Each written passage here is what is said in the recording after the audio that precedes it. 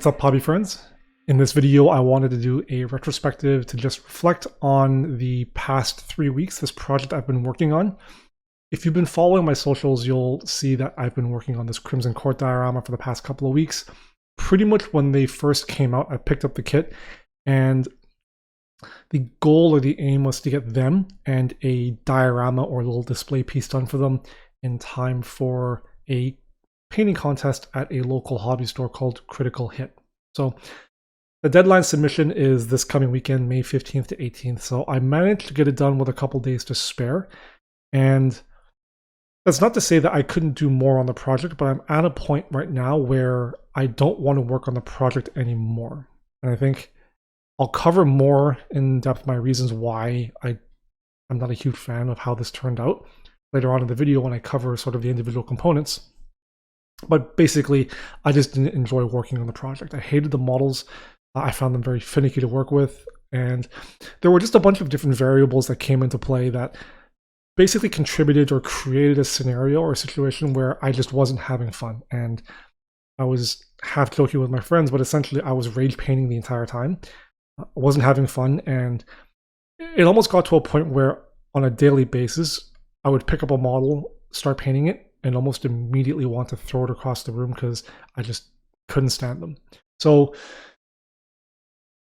very briefly covering, I guess, the reasons why or sort of what contributed to this situation. The first is a compressed time frame.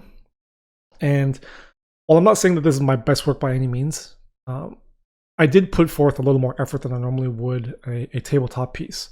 And having to paint 4 models to even some sort of halfway display standard, along with a little diorama in under 3 weeks, and allowing time to, among doing other things, ensuring that I can take the breaks I need creatively and mentally, and not have to paint more than like 4 or 5 hours every session before taking a bit of a break to sort of mentally reset and everything. It's not actually a lot of time.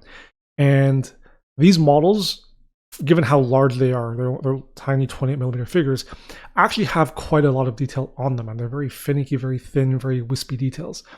So there's a lot on them. And then the diorama I also chose to do ended up having a lot of details that I think weren't necessarily unnecessary, but I feel that given the size and the scale that I made the diorama at, sort of required it to be there, otherwise it would feel too empty. And I think the piece or the diorama board could have probably been a little smaller and still conveyed the same narrative or the same story, and save myself a lot of time. And then finally having to paint all of it at once. So painting, I think, 1 or 2 of the models on its own, front to back, and then maybe its own little diorama piece wouldn't have been as bad. But having to do all 4 of them together and combine that with a board, and then because I want to make sure that the lighting and the color palette and everything all fits together, all the lights and shadows all work together, all the colors work together, I ended up doing a lot of sketching and refining very, very early, and then for the first probably half, so probably a week or 8 or 9 days of just rough sketch work, where I'm just base coating colors, pushing paint around, I'm tweaking. Nothing's getting finalized or done for almost a week and a half, and the project didn't look good. And so I think creatively or just motivationally, the entire thing, I dreaded working on it. And it's largely in part due to my not trusting the process. I normally paint display figures or pieces for competition one at a time. I've never really done a multi-piece diorama before.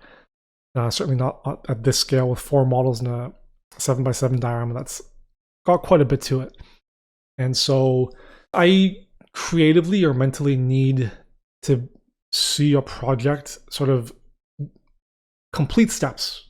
Even when it comes to painting armies, if I'm working on batch painting 10 or 20 models at a time, and I don't finish them, or I don't see them finished until the very, very end, the entire time it just feels like I'm making no progress at all. And that's sort of where I ended up being stuck with this project. Was for the longest time, it felt like I was making no progress at all, and I was just grinding through things that I didn't want to paint, or stuck in the gritty details of working out the lighting on non-metal metal, or trying to work my brush around finicky hair or around flimsy swords or try and get basically it was just a lot of mechanical tedium, and I wasn't seeing much accomplished until probably the second week. I think moving forward or in the future, it'll be a lot easier for me because the process works. I think the end result, this piece in particular, it actually doesn't look that bad. I think if I were to score it in terms of a rating out of 10, I'd maybe go for like a 6. Maybe a 7 if I'm feeling generous. Not my best work, not my worst work. It was more a learning experience, and yeah, I think the best thing I can do now is set it aside. It's, as far as I'm concerned, done, and basically just reflect on what I've learned, what I like and dislike, and then just keep applying it to future dioramas. So this project was really a week for me to take a trip down memory lane. I started playing Warhammer Fantasy way back in 6th edition, so this would have been well over 20 years ago. And all through 6th, 7th, and 8th, and then a little bit of the first year of Age of Sigmar, I pretty much only played one fantasy army, and that was Vampire Counts.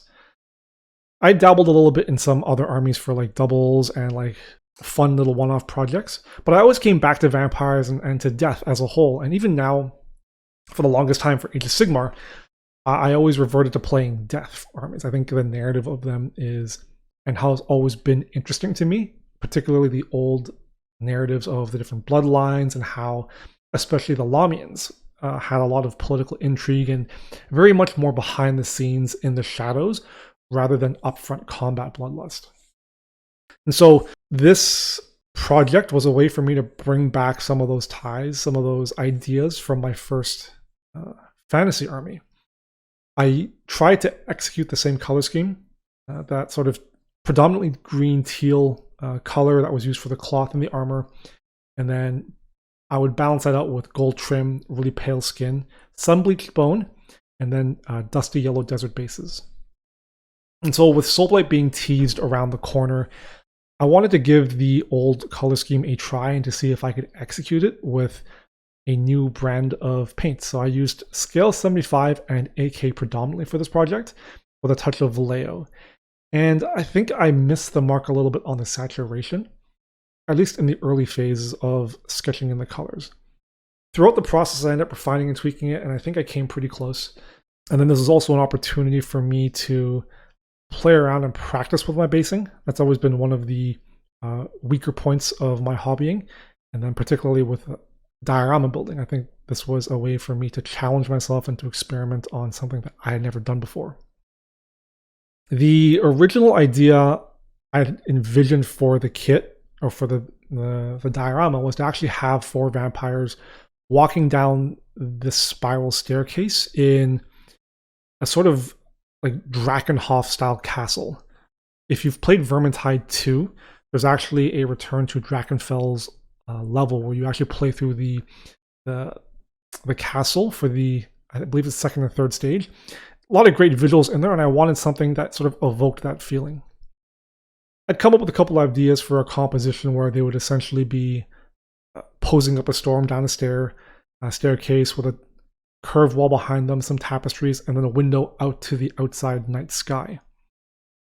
I ended up veering away from that because, quite honestly, I just wasn't comfortable with what I felt was an inability to sculpt rocks, or at least convincing like cobblestone rocks and stuff.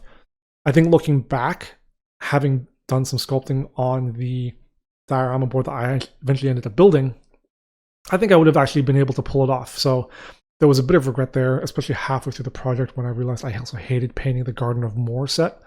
I ended up pivoting to something completely different, and the actual end result of what you see when I was digging through some of my terrain bits and I found a full Garden of Moor set. I'd won this in a Age of Sigmar team tournament a couple years back. This would have been before COVID hit, so I think probably 2018. I'd used a few pieces for some other Age of Sigmar terrain, but I actually had the gates and a few of the freestanding walls still unused. And I thought it'd be a cool idea to have these vampires sort of posing up a storm in front of a broken down gate, that would lead into a backdrop where they could basically have their castle or their keep behind. I ended up doing a couple thumbnails, and I think for this scale of the drawing and the illustration in the background, I ended up with more of a tiny watchtower than a keep. But I think the overall narrative I still somewhat successfully achieved. But yeah, for the most part, this was what I envisioned the second time around, or what I executed was fairly close to the vision. Although looking back as part of my learning and just being critical of my work overall, there's definitely a lot of things I think I did pretty poorly, and a lot of things I think I could do better next time. And just learning in general, doing a thing and then being able to critically look at it and say, okay, well, this composition or this layout is weak for this particular reason. Here's what you could do better next time and why it's better. That sort of thing. I think it's super important to be able to look at your own work and just critically analyze and critique yourself and just give yourself honest feedback. I think it's also important to have a bank of artists or people that you can turn to who aren't afraid to pull their punches and give you that feedback and that critique. Because sometimes, especially if you stare at a project for too long and get way too invested, it can be hard to see the faults. You end up just sort of glossing over those for admiring what you've achieved without being able to just honestly look at a piece and be like, well, this is shit, or this was like pretty bad. Just things like that. So I think that leads pretty nicely into initially talking about my overall likes and dislikes for the piece as a whole. So in terms of the things I like, I think one of the biggest things, the biggest selling points for this piece for me are the color palette. And I'd spent quite a bit of time working through some of my color options based around the original idea of using my vampire color scheme along with the desert basing. So already the color palette was a sort of yellow-orange with a green-blue. And it was starting to look very primary, so I felt that I guess I might as well lead into it, and I ended up pushing towards sort of a desaturated yellow-red, almost into a pink. So the colors I ended up mixing up were a lot of vermilion and carmine reds, sort of desaturated with some ochres and turquoise blues and things like that. And essentially I focused all of the green and the gold on the vampires. And then I balanced out by having all of the reds in the background, all the pinks in the background, and then all the yellows in the ground, sort of just create this triangle of color. Another thing I really like is the environment of the piece. The narrative, I think, really does work, even if it's not the strongest of my illustrations. I'm not a traditional painter by any means insofar as canvas painting. I've always done things digitally in Photoshop or Corel Painter or what have you. And this is probably the first actual painting I had done since my first year of college. So this would have been 2008. And even now, like, a lot of the piece is just silhouettes. And I think in the future, something that I definitely want to do is work more on my background painting and just doing better. Just comparing something like this to something I could do digitally. I think the ability to work in layers and to duplicate things, to undo, redo, all these things in Photoshop sort of, they allow me to work a little more unhinged, and I'm more open to experimenting and trying things, whereas I feel like when I'm actually painting on a canvas, every brushstroke feels final, and I'm always so afraid of fucking something up that I just play it safe. And so I think definitely one of the big takeaways for me is I want to work more on little diorama pieces and vignettes, things that maybe aren't as big or as involved, that give me some freedom to really play around with different styles of backgrounds and not be afraid to sort of push the limits of what I can do and just level up my 2D illustration skills. I think the piece overall, one of the things I most hate about it is the composition. For the 4 pieces, I think a flat composition was probably a really, really bad idea.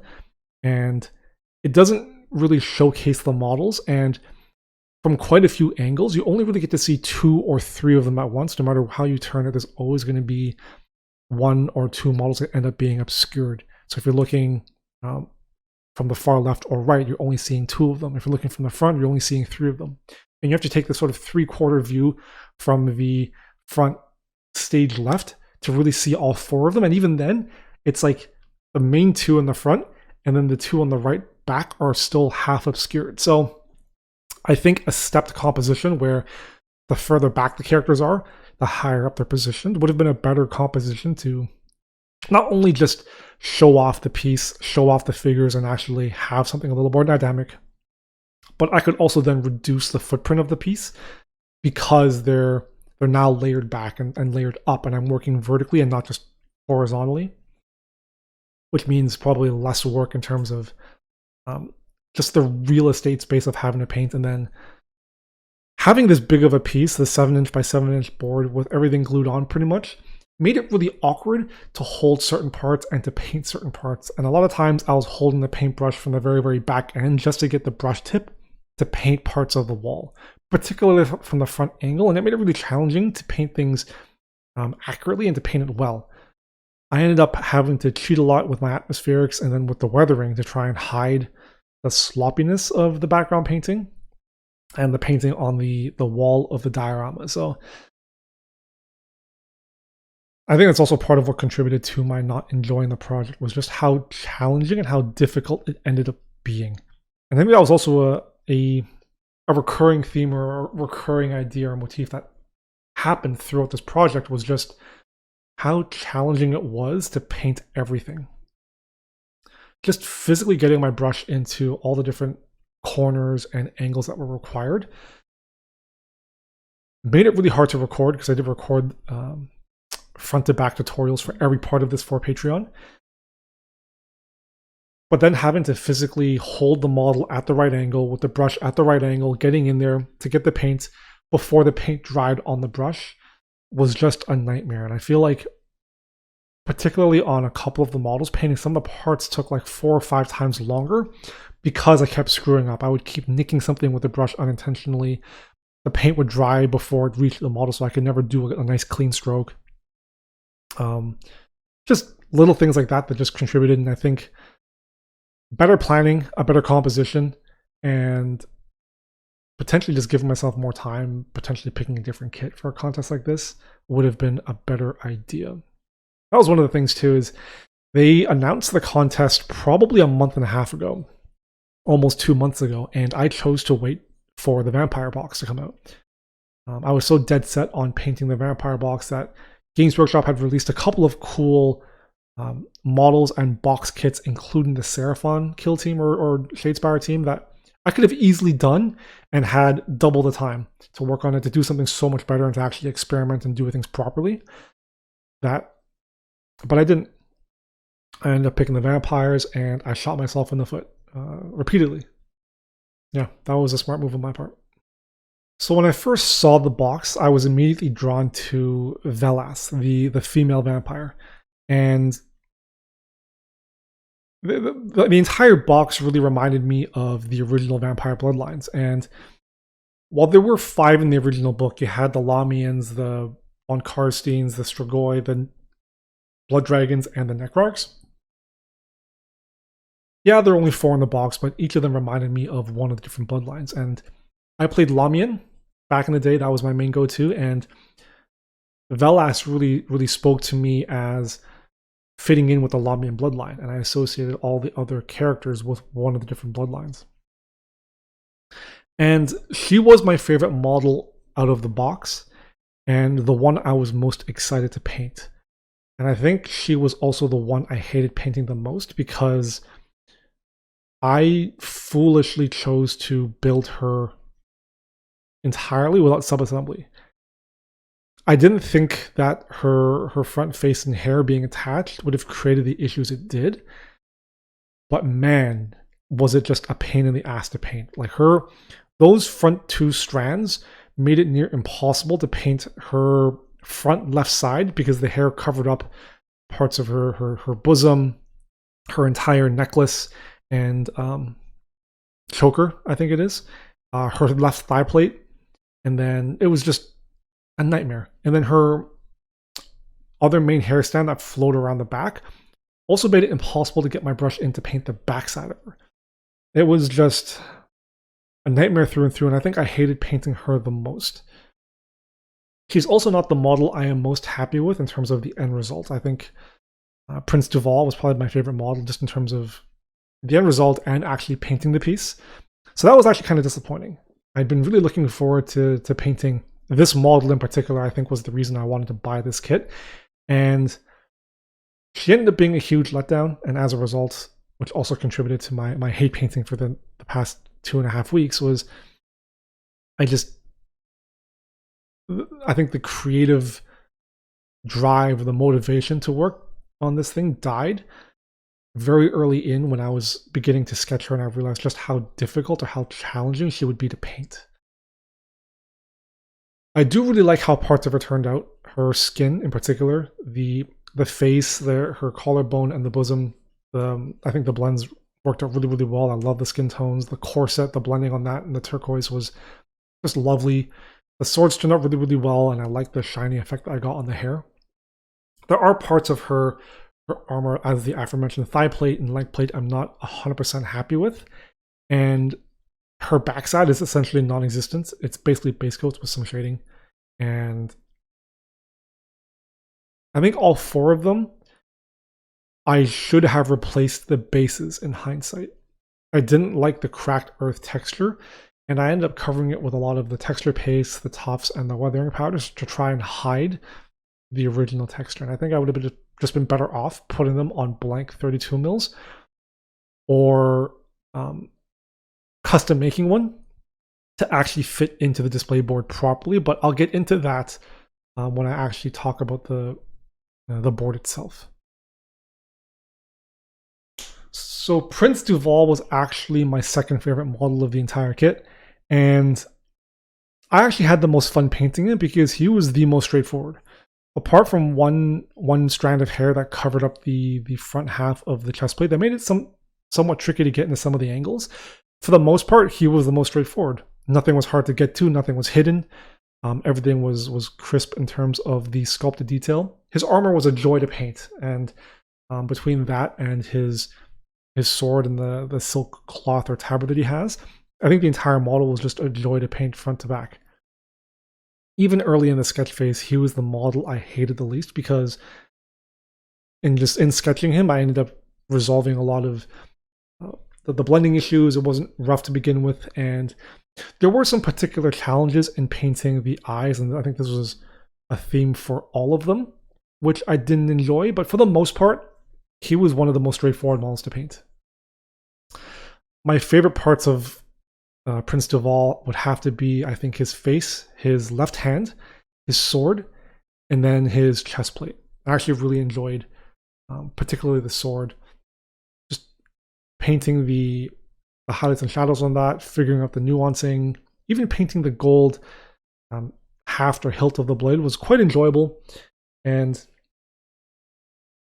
I think overall, there's not much I can really say negatively about this model.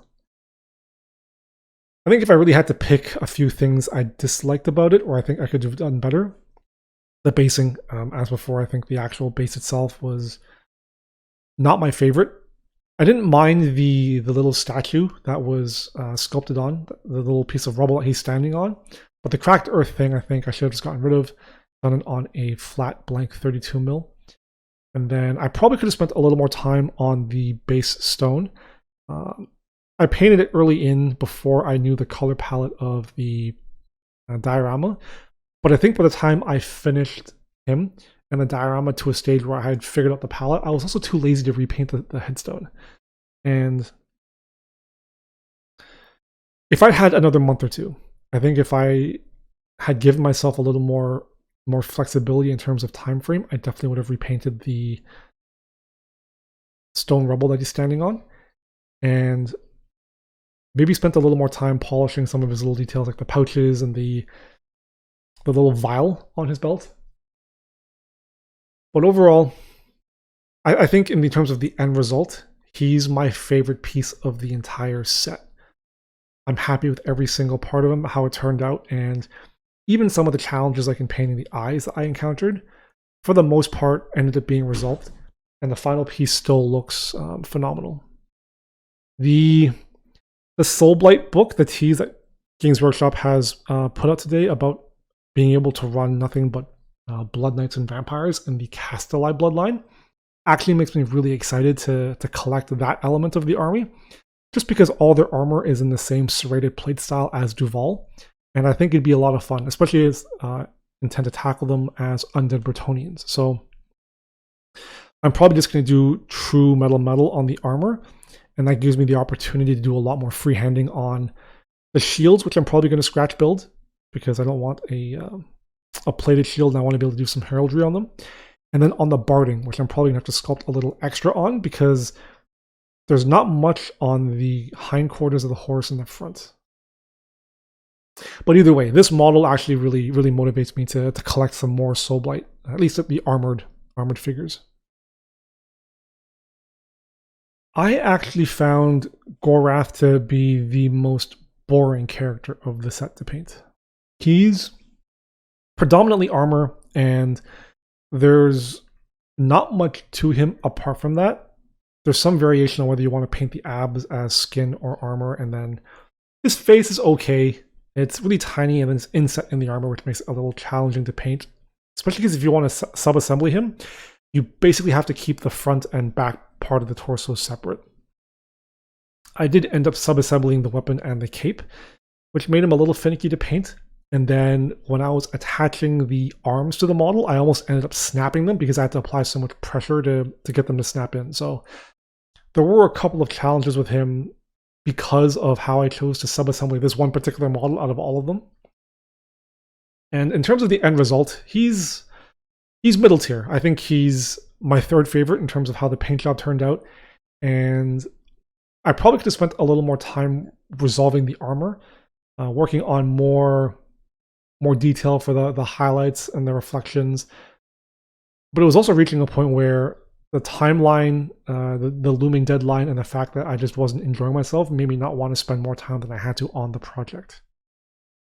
I think my favorite part of the model, surprisingly enough, are his forearms. I think I did a really good job on the skin tones and the blends of that, and I really enjoyed how they turned out. I also liked his front loincloth and the tabard. I think the blends on that were particularly nice. They were fun to paint, and then resolving the gold on the two V's of his thigh plates was actually a lot of fun. I've struggled to nail down my recipes for non-metal gold, and this was actually the first bit of non-metallic gold I painted across all four of them, and it set up the color palette recipe for the entire set. So I enjoyed working on parts of him, and others were honestly kind of a chore. Part of the challenge of working on all four of these pieces together was having to figure out the light and shadows, not only for each piece individually, because they're designed to be standalone as gaming figures, but also as part of a whole. And based on the way they're posed and the way they're positioned on the actual diorama, I had to light them in a way, and I had to pay attention to be mindful of how the lights and shadows would play across in a consistent manner across all of them. And that meant that as interesting as his cape was, I ended up not being able to do a lot in terms of fudging the kinds of lights and shadows I could do. Not like Prince Duvalle, whose silk tabard, even though it faces kind of backwards, because it is billowing and sort of silky, I can get away with adding a little more shine, a little more reflectiveness to the material, and sort of just fake a little more light and shadow than there normally would be. But Gorath's cape feels like it would be a very heavy material. The way it hangs is very heavy, almost like a window curtain sort of material. And so I didn't think that it would necessarily be reflective enough for me to cheat like silk is. And because it's a flat draped thing, I couldn't fake folds where there weren't any. So I ended up being sort of limited in how I could highlight and shade that, and it just meant that one of the parts of the model that I thought was the most interesting, just in terms of, because I love painting fabric, ended up being almost nothing to paint and kind of boring. So overall, I mean, the model turned out pretty good. Relatively speaking, it's my third favorite in terms of the execution, third in terms of how much I enjoyed it. So when I saw the box, Ennias was actually my least favorite character of the entire set. I think, like, the sculpt, don't get me wrong, is a pretty great sculpt. The model is pretty dynamically posed, and it's not a bad model. It's just my least favorite out of the four of them, and I think this was in part because I associated this one with the Strigoi bloodline, which has always been one of my least favorites of the bunch. I think Von Karsten would be right below them, only in terms of model aesthetics. I think the narrative of the Von Karsteins is actually very, very interesting, and I think the narrative of the Strigoi is, if I'm being honest, very, very sad. Essentially, I went in not expecting to enjoy painting this model much, and when I actually started painting him, I enjoyed him even less because of the way his wings assemble and the way they sit on the model. It was very challenging to hold him in a position to record properly and paint the wings with any real detail or accuracy or care. I ended up having to spend a lot of time on the wings, just nailing down the lights and shadows, and it made the entire process very tedious. I think thankfully what made this model sort of a nice break compared to the other three was the fact that he was mostly skin. And so once I got past the wings and I was painting his chest and abdomen, his arm, particularly the right one with the shoulder, and his back, it was a lot more enjoyable. It was a lot more of the organic material, and then you combine that with his pants. The fact that he's mostly pants and straps and boots with only a few armor plates and his weapon meant that he was a nice sort of creative break from how heavily armored the other three were. So when I was working the other three, it was a lot more about resolving hard, crisp edges and working through non-metal on armor, especially their curved, scalped armor. Whereas Ennias, apart from his armored shoulder pad, which was actually kind of a pain to paint through, the rest of it was actually pretty straightforward and much more enjoyable than I had expected, wings notwithstanding. I think my favorite part of the model has to be both his mace head and his right arm, the exposed one with the shoulder, as well as his back. I think I really enjoyed painting the skin on this, and how it turned out I think was probably the best out of the four of them, followed closely by Vellas's face and bosom, and then Prince Duvalle's face. I think Gorath's skin was probably the worst out of the bunch of them. His head just didn't turn out like I hoped it would. His chest was impossible to paint, and the abs were just like, eh. The things I didn't like about Ennias, the wings, I think, were relatively mediocre.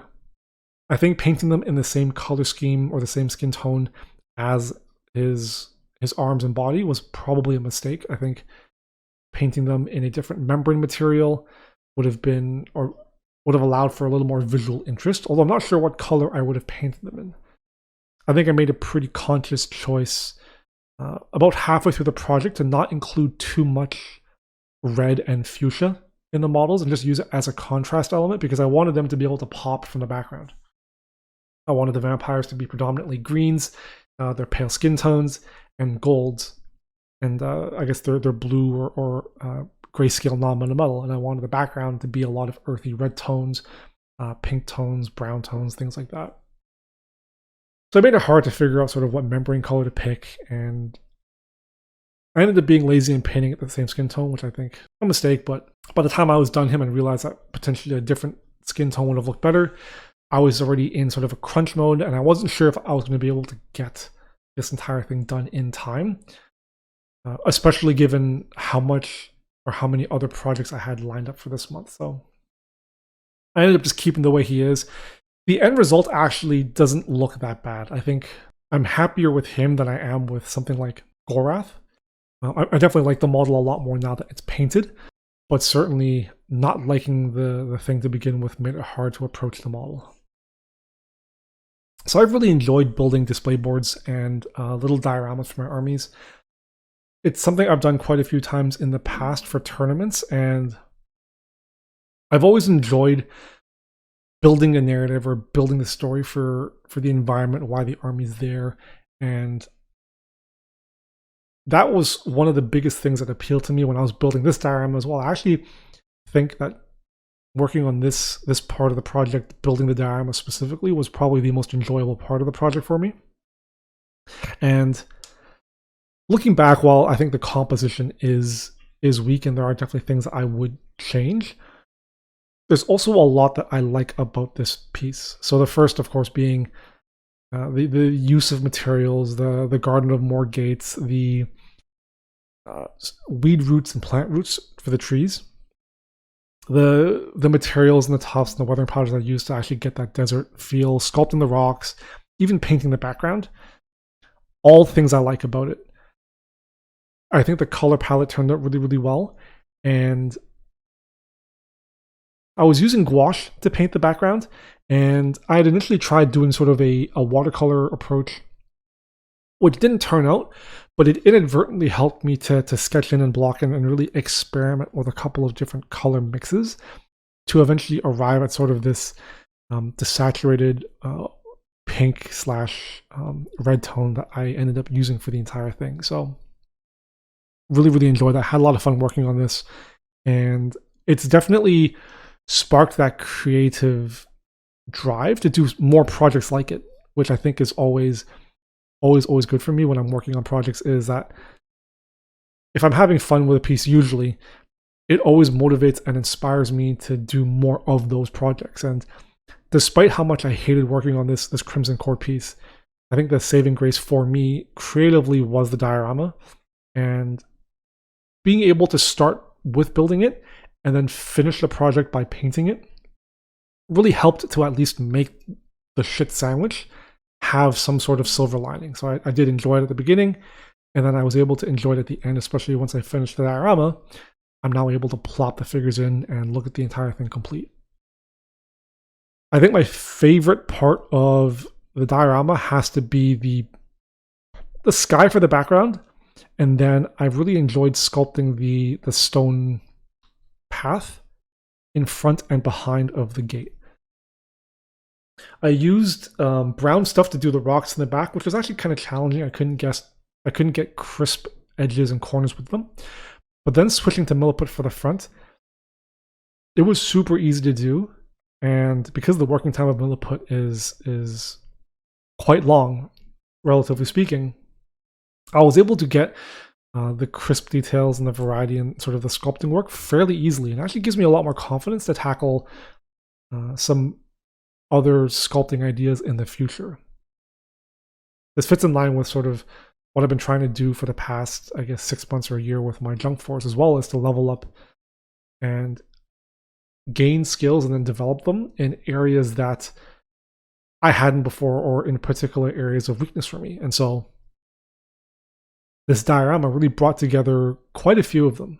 The first being sculpting the rocks, sculpting some of the elements of the trees, and sculpting the cracked earth texture, which didn't quite turn out. I ended up covering most of it in the end project with the texture paste and the weathering powders, so kind of a shame I did waste a lot of time and effort sculpting that and then painting it. So I think looking back, I probably could have just saved myself the time and hassle.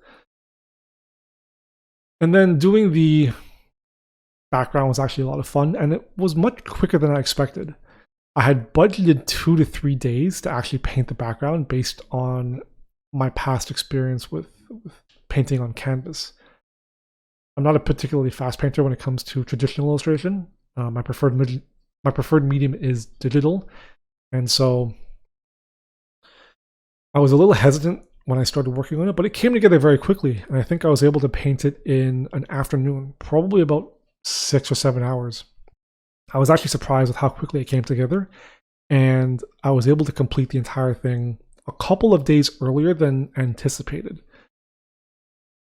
In terms of the things I dislike the most, I think the inset bases. Not insofar as I hate inset bases, but I think I hate the way I chose to do it for this project. So I don't have a lot of the tools I need to do dioramas like this. I don't have the drill bit to carve out exact sizes for basing, and I don't have a table saw to do precision cuts for borders and trims and things. So I ended up building the box out of plasticard, and then I have a foam square for the main support piece. And then I ended up using corkboard, which I cut for the circles. So it's already uneven to begin with. I can't get precision cuts. It's very crumbly. And then I had the brilliant idea to think, oh, maybe I can just use milliput in the gap to help smooth out the edges. It didn't turn out the way I thought it would. So essentially what ended up is the bases don't quite fit snugly or easily into the bases without a little bit of pressure. And once you get them in there, it's kind of tricky to pull them out. So I think in terms of execution, I think in the future, I either don't use bases, just have the models glued onto the diorama, which I think for most competition entries should be the case anyways, or I use custom bases that don't bevel in, and I get power tools with the right drill bits to precisely drill the necessary insets into something like MDF or something a little sturdier like wood. I think that would have definitely made the entire project a little neater, and I would have much enjoyed the finished result more than it currently is. One of the particular problems I think with this is the contest says that it has to be an Age of Sigmar unit, so you're doing the entire Shadespire crew for this. And they didn't clarify or specify whether the unit still had to be playable. And this was also partly because Soulblight had just been teased, and I wasn't sure if I wanted to play the army and if I wanted to use these particular models in that army. And so to future-proof, I made the decision to keep them on individual gaming bases to allow myself the freedom to play the unit in the future, or to use the models in the future for gaming. I think the one positive is, and I don't play Shadespire, but if I ever were to play Shadespire, or if I do end up selling the diorama, which is a possibility, this would be a great little standalone set for someone who plays Shadespire to then bring this to tournaments and have a cool little display piece to show off their crew and turn heads. And it's like having a display board for like a 40k or fantasy army. It's just that neat little touch, and it helps to elevate the crew beyond just 4 models on an MDF board or something. I don't know, whatever people use for army trays nowadays. So something I've definitely been trying to do over the past 6 months or a year is to work on developing skills and abilities that I don't particularly have or feel I have strengths in. So sculpting is one of the big ones. Basing is another, particularly working on display pieces and vignettes for storytelling and for narrative.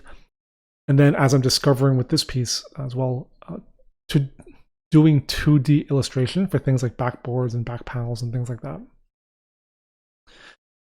And so every piece that I do, or I've been trying to do for the past year now, has been to sort of challenge my limits and to push the boundaries of what I know I'm capable of achieving, and to try and learn to do more. I'm one of those who, I'm a very visual person, and I'm very hands-on. I prefer doing things, and I learn by doing. And so it's nice to always be able to tackle projects that really allow me to push my own limits and to sort of stretch the boundaries of what I know I can do, and to challenge myself to explore new things, to explore new ideas, and to learn new techniques, and to really grow as an artist and as a painter.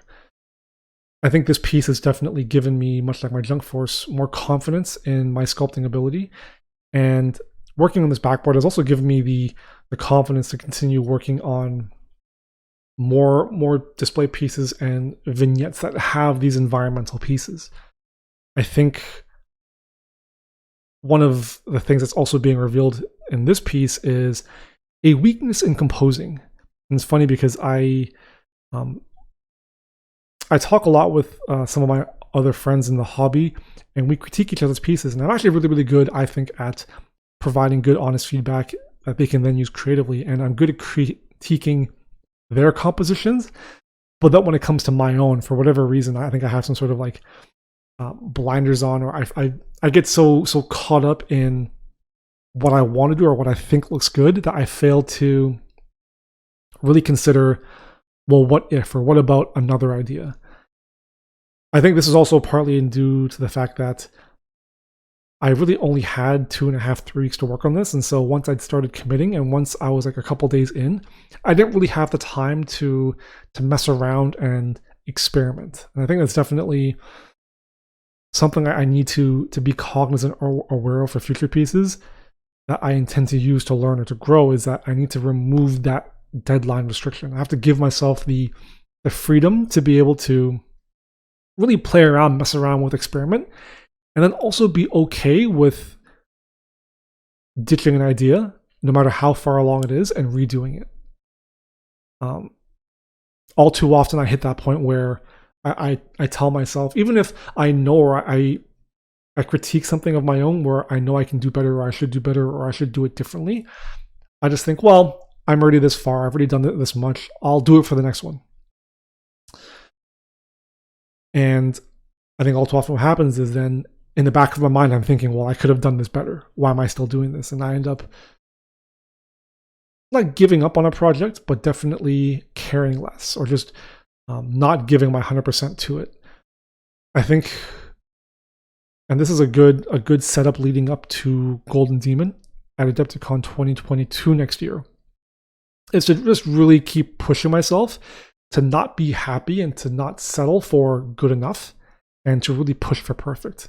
I'm not sure what my entry is going to be yet for Golden Demon next year, but I know it's something I want to give my 100% all to, and I want to be able to look back and to be able to step back from that piece and think, this is the best I can do, and I know that I gave my best to this piece. So I think this Crimson Court diorama was a really, really good first step in that journey, and I'm really looking forward to doing more dioramas and more display pieces along this line.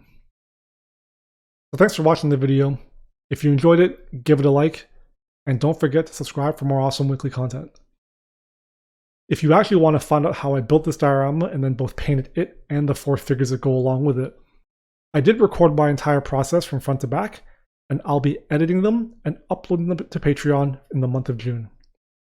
So if you want to go check that out and subscribe, I'll be dropping the link to my Patreon in the video description below. You can also check out my Instagram at SirJohnTheHoe for daily updates on hobby projects like this one and more in the future.